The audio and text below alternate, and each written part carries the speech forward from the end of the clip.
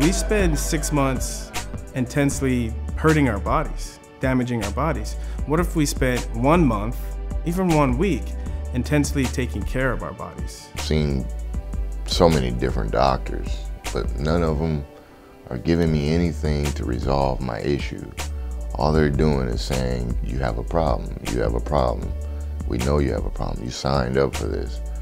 I don't think anyone really understands us like we do. That sense of brotherhood, that's what ends the day you're cut or the day you leave the league. It's like that door gets shut. Dealing with football players, I mean, they're usually 10 feet tall and bulletproof, and until they're in dire need of something, they're not willing to listen. I mean, I was one of those guys. We're working with trauma and we're working with the head. It just, for me, that was the first thing. It's obvious football players can benefit from this.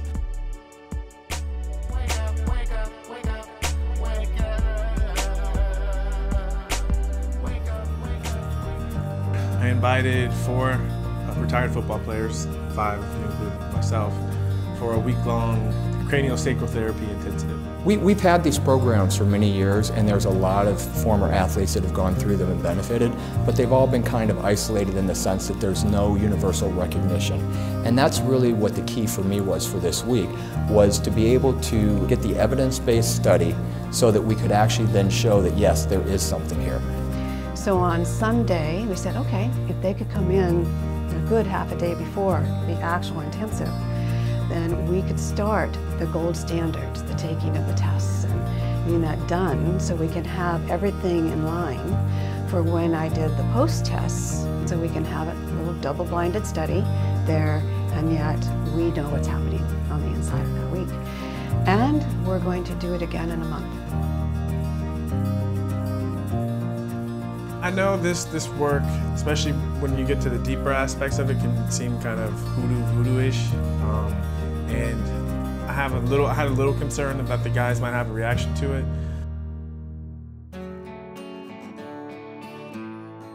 So thank you all for being here. This is a dream come true for me. I really love this work, and having gone through the intensive myself, it really changed so much for me, and it's something I wanted to offer to my colleagues and my friends. And so I'm just happy to be a part of this, and looking forward to seeing miracles. Been living this nightmare for 33 years. I was first injured with the 49ers back in '81. I had a number of concussions over the years. I write down everything in my life because I have a very major short-term memory issues. 30 some odd years of grand mal seizures. I offer myself as a lab rat to all of you. So, because of injuries I've had and excess amount of certain proteins that build in your head, I become the lab rat, and I get invited to a lot of things. With all the studies I've done, everybody wants to do the studying. Nobody wants to fix it. So I'm just excited to be here, and like I said, I'll be your lab rat too. So, and thank you for the name tags, because memories suck. So, thank you. I walked away from the game in 1991 of my own recognizance because I realized that my body was no longer cooperating with what my mind was asking it to do. In the NFL, anger is an asset, right? You can act it out on the field, and not only do you not go to jail, but you're pretty well rewarded. Yet when we quit, then we have all this stuff, this way of being that we've fallen into or adopted, and it's now obsolete, and we don't know what to do with it.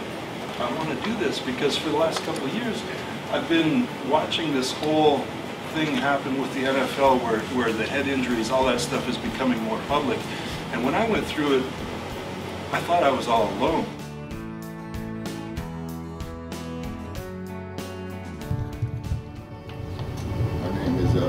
Smith from California. I just need help. Been through a lot. Lost my father, lost close friends. When I walked in that door, I left everything behind me. I was a people mover for 11 years. I moved people at their will. I go through things, emotional, I'm angry, I'm hurt. I try to tackle problems the best way I know how. And sometimes it gets me in trouble. Some days I don't know how much longer I have here. But the only thing is not normal now is me. I just want to be normal. My parents may look scary, but that's from all the hurt and pain that I've been through. And I continue to try to solve it myself, not knowing that it's this many people that care. And I think I can touch a lot of people. Thank you, Rick. I feel like we're brothers again. I don't feel left in the cold. But with the help of you guys and all your years of experience, I hope you can help me become that man that my parents would be smiling down from heaven. That's pretty much it. God bless you all.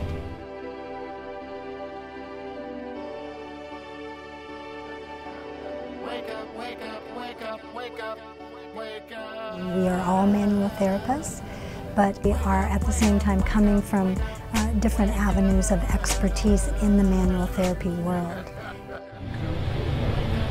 All these passageways have to be open. In osteopathic medicine, it's the idea, again, of what we are wanting to do is to give the body a clear message. Just getting a sense of, initially it was granular then.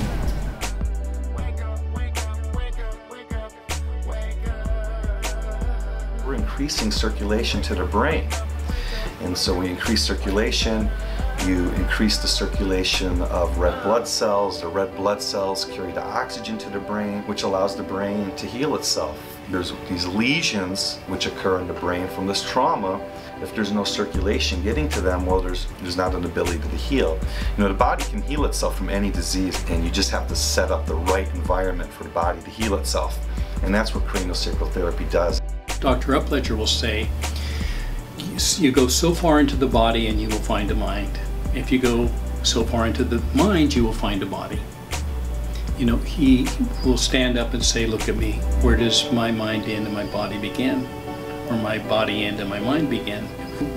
When you look at an athlete, we talk about neuromuscular wisdom. You can see neuromuscular intelligence. They're brilliant at a neuromuscular level.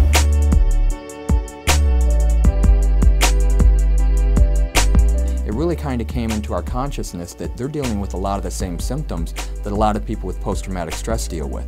So we had been talking about putting together a pilot program for retired NFL veterans, and actually Junior Seau was a big piece because he played here in Miami, and there were a lot of fans here, and some of our therapists, when he committed suicide, were just like, we think we might have been able to help him.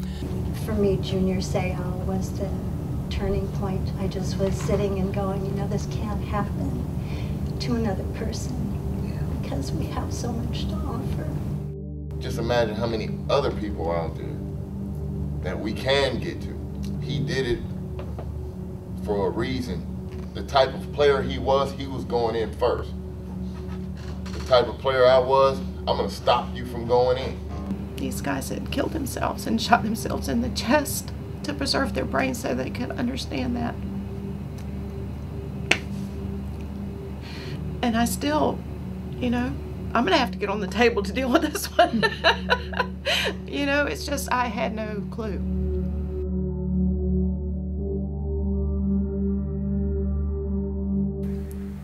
People outside the NFL, people that haven't played football, they have no idea what we've gone through and what we've done. And you can't really explain it to somebody. But you get together with guys that have been there with you, and it's like, oh yeah, we know what it was like, and we know what was difficult, what was great, where the pain is, and we can all really relate to that. And the culture of the game just ingrains in your brain that you don't complain about injuries. You suck it up. Real players don't bitch and moan, and guys carry that on when they're done.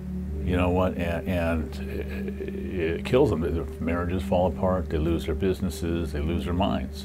And I'm with guys at different generations of playing in the NFL, and and to know that they have mood issues, they have physical issues, they have, you know, financial issues, they have all different, they're humans. And to know that, you know, we're all in the same boat no matter what years we played. I mean, it's comforting. And you had how many years total? 11. Man, that's a lot of pounding. I thought concussions were a normal thing. And I really don't even like to call them concussion. I just say, hey man, I hit a guy so hard I reset my day. That's what I used to call it. I probably have 52 helmets at home. 52 are cracked. What we want to be able to do with the help of Ricky Williams is be able to have some inroads into the NFL so that maybe they will say, you know what, there is something here. Let's go ahead and help them further it and see where we can go with it.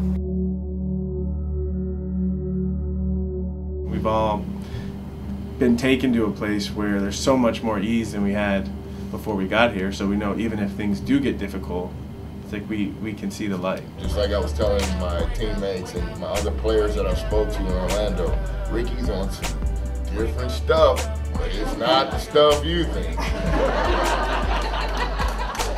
Without even thinking about it, you know, she asked me a couple days ago, how's your tinnitus? And I had to think, it's gone.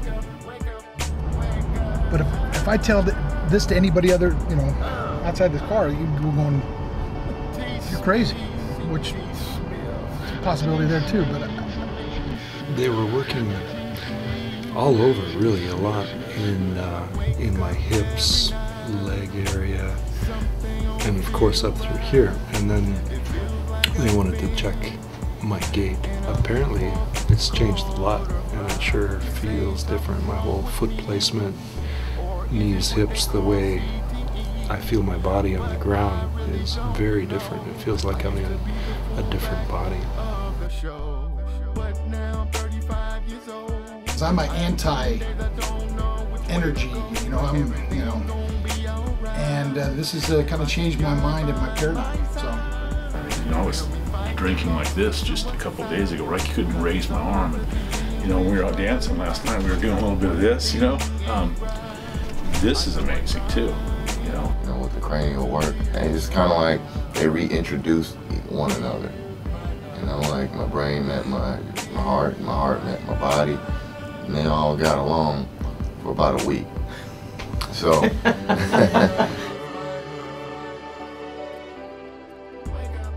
It's bigger than football, it's bigger than concussions. It's really about touch, and you know, during this week it's the physical touch because we're being touched. But it's really, you know, activating this idea that each of us has the capacity to touch someone else. And what really brought that to light was, you know, these skilled therapists who have this amazing perceptive capacity, you know, and to be able to see with their eyes. And I think when you do touch someone, you enable that person to see what you see, which expands what we all can see. Something don't feel right. It feels like I've been in a fourth quarter fly. They say something's wrong with me, or is it what they call CTE? But I really don't know. I used to be the fullback of the show. I can't remember what game it was, but you had your entourage and you're upstairs, third Cowboy Stadium. I was all the way at the top? Yeah. I walked right by you and your crew, and everybody said, that's Ricky Williams. I said, man, can't wait to taste some of that.